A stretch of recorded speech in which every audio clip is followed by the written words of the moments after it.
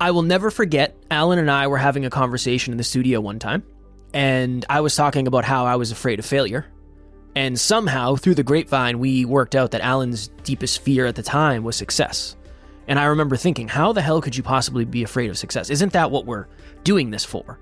But that was a new thought process for me. I had never really met anybody that was afraid of success. And now I've seen that in so many people. It's been super surprising to me.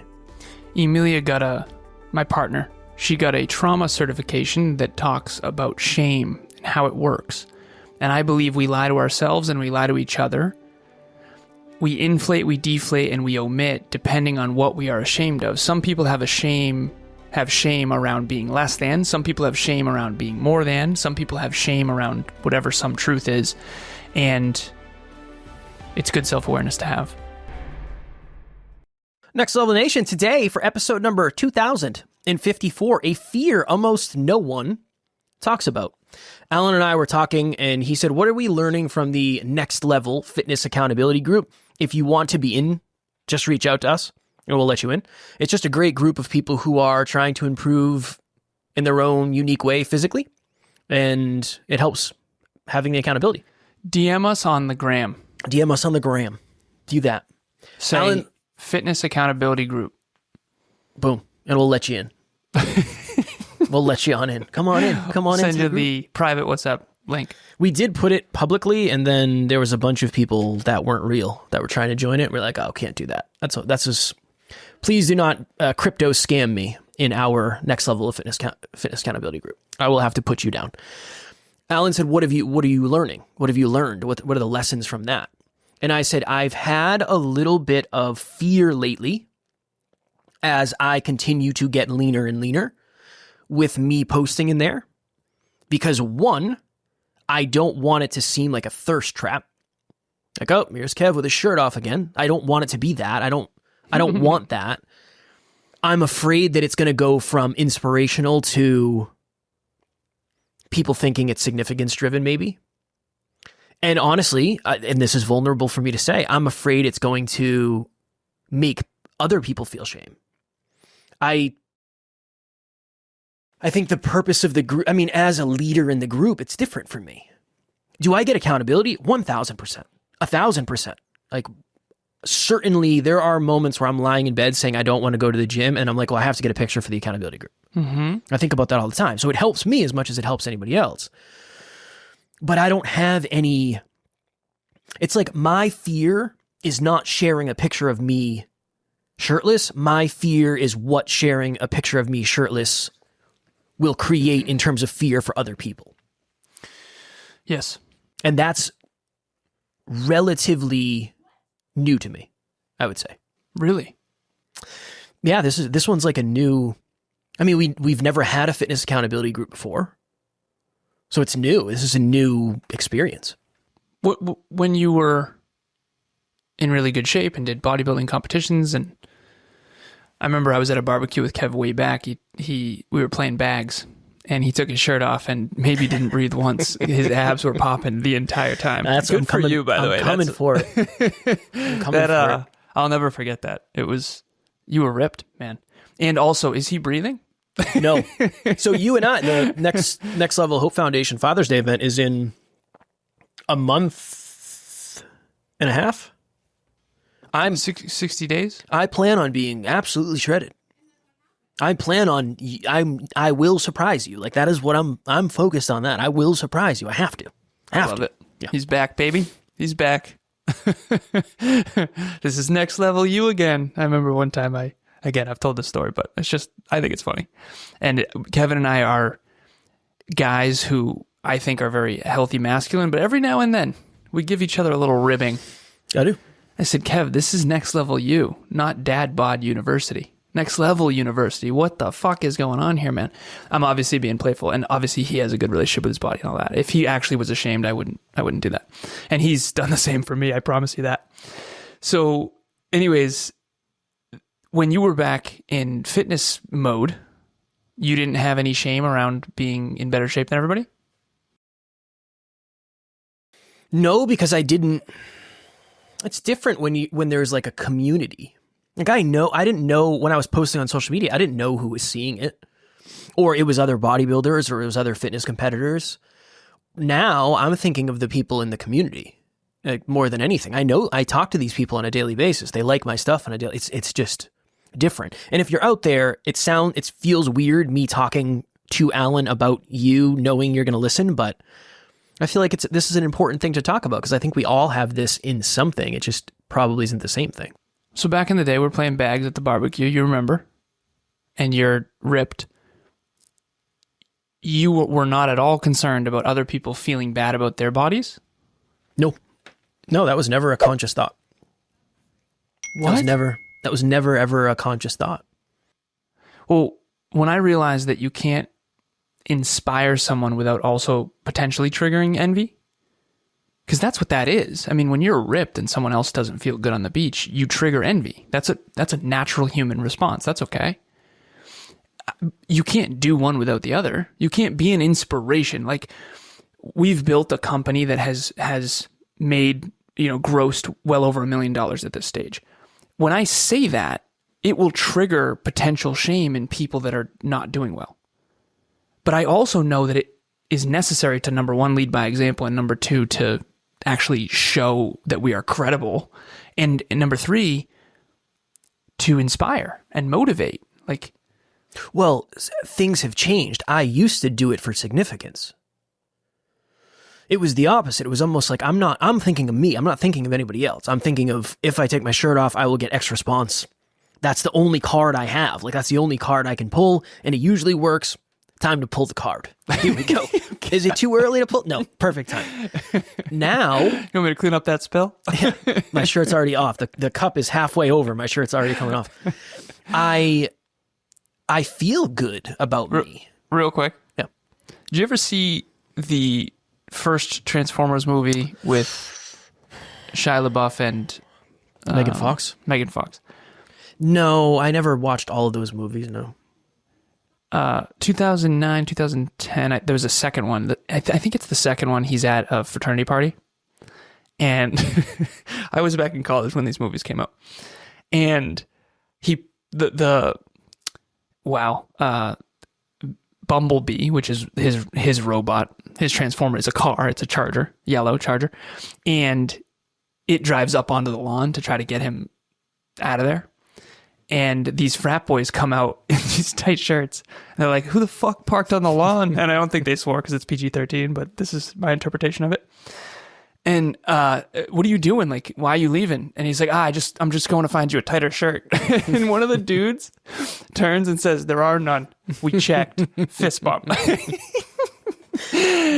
it just makes me think of that. Like, respect. Yeah, exactly. There are none. We fucking checked. We checked. The point I was trying to make with that is just, I think I used to do it more for significance, and now I don't. Like, it feels good getting compliments, but I don't feel like I rely on them as much as I once did. What do you do it for now? Inspiration. Accountability. Like, I could stop dieting right now. I'm in the best shape I've been in, and even I look better now at 176 than I did at 170 after our last cut. I look way better now. I could stop right now, but I want to keep going and see what happens. So it's more for me. It's more about me. It's more for me. It wasn't back in the day for you? No, I did the bodybuilding show for other people more than I did it for me, for sure. That's why I did so well, because it wasn't for me. Yesterday's episode, I listened to it. So today's episode, the one about Hero?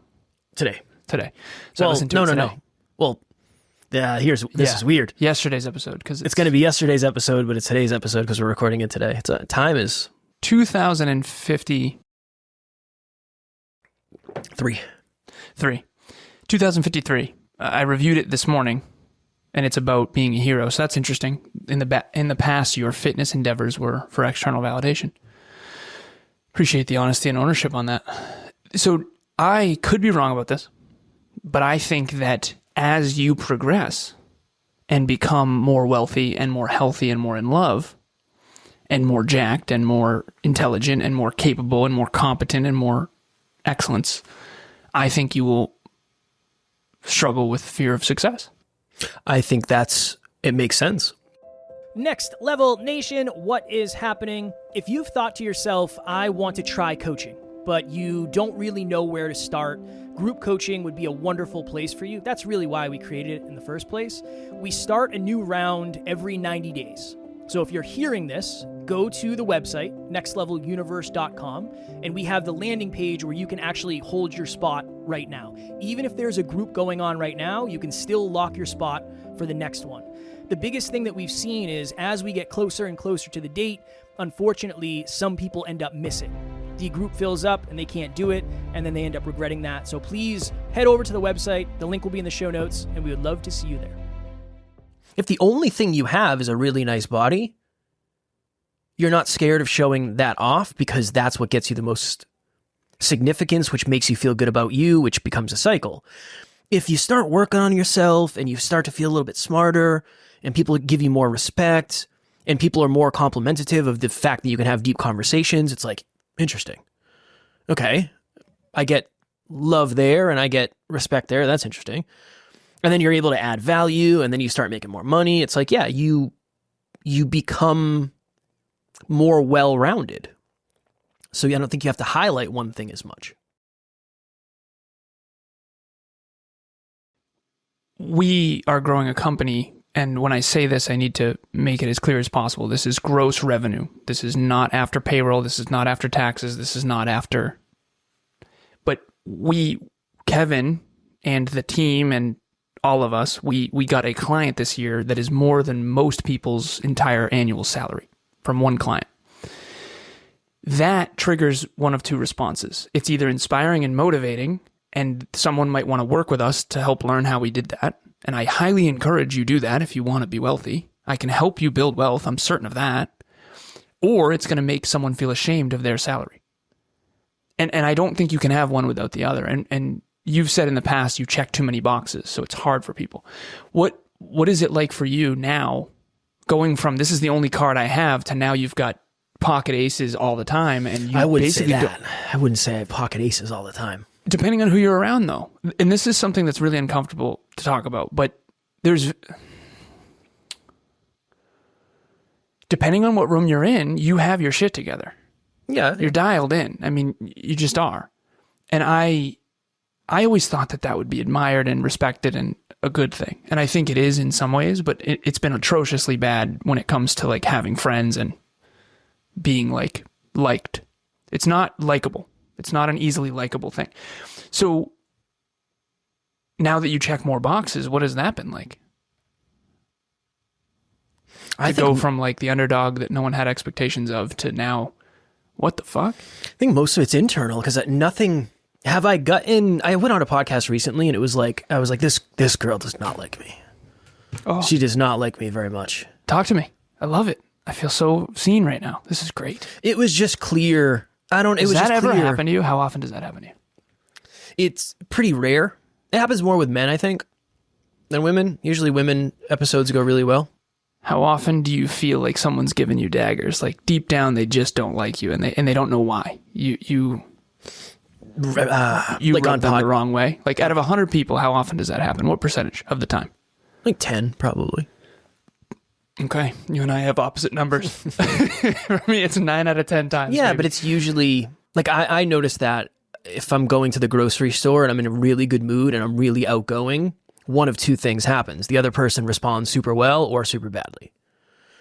If they're in a good mood, they probably respond pretty well. If they're in a bad mood, they do not respond well at all. So is that a me thing? Is that a them thing? It's an us thing?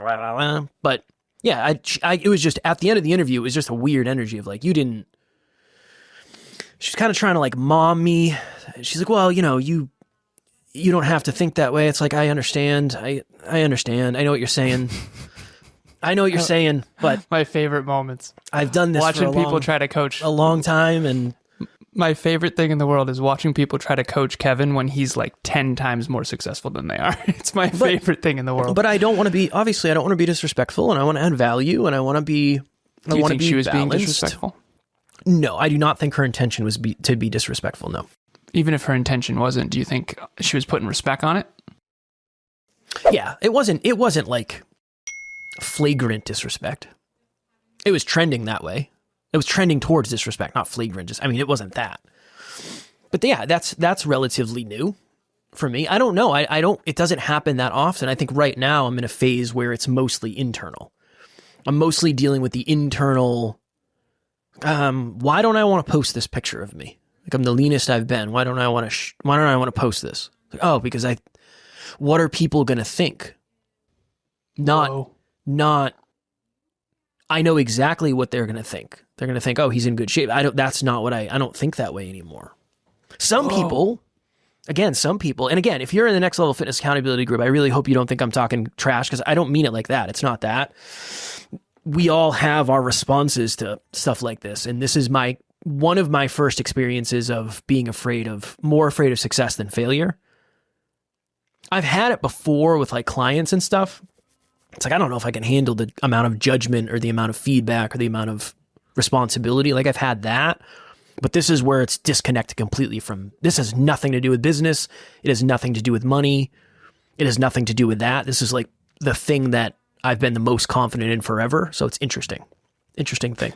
Okay. Well, I know we got to jump, but the last thing, the next level lesson for me is,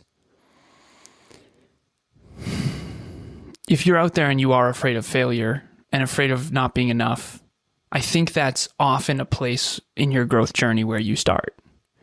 And I think eventually, as you become higher self-belief, higher self-worth, we did the victim, villain, hero guide on the last episode. So go back and listen to that if you haven't. But when you do become the guide, you get, and you want to be that lighthouse helping inspire, motivate, and educate people, you're going to get like negative responses to people who feel like, if people feel really bad about their bodies and they have this really negative aversion to fitness, like, oh, bodybuilders and your meathead and all that stuff, like, you're going to get that. You're going to be a beacon that gets rocks thrown at it. But you're also going to inspire people who want to be a bodybuilder, who want to be jacked, who want to have a six pack, who want to be in shape. And I don't think you can have one without the other. I think you can be respectful. I think you have one character and you have infinite reputations. And character is who you are, who you really are. And reputations is everyone's opinion based on their own internal reaction to what you do and don't do. And I feel very seen in this because I feel like I've spent the last decade trying to help people, and it's been alarming how many people fucking hate me. It's like I'm like, all I do is try to help people. Like 24/7, 365. Like, there has to be something to say for that. You know, and it's just, I could cry talking about it. It's like, wow, that's not what's being focused on at all. Like, I'm not posting this for me. Like, yeah, we got to grow the business and we got to inspire and stuff. But at the end of the day, it's like, I'm just trying to help people. Like, why is that not a good thing? Right? So yeah, you're not alone in that. And the better you get, you get to feel really good about yourself, which is wonderful in your real life. But in the social world, that is not necessarily a well-received thing. Deep and true. My next level lesson would be, we had someone in the group say, this is vulnerable for me to share, but I feel like this is a really safe place to do it. So again, my fear of sharing something with the way I think other people are going to feel about it, this person was on the other end of, I'm a little nervous to share this because what people might think, but I feel safe here. I feel safe in the opposite way. Right? And I'm going to keep leaning into that, just like that person's going to keep leaning into it. So everybody has fear. Everybody has insecurities. Just because it's not the same doesn't mean it's not as hard, is what I would end with. All right. Alan has spots open for coaching. We'll have his 30-minute breakthrough session link in the show notes. And if you're looking for a group that is going to help you stay more consistent when it comes to fitness, we will, reach out to us. Just DM me, DM Alan, and just say accountability group. And we will get you in. We'll send you the link and all of that happy jazz. As always, we love you. We appreciate you. Grateful for each and every one of you. And at NLU, you don't have fans. We have family. We will talk to you all tomorrow. Keep it next level. Next Level Nation.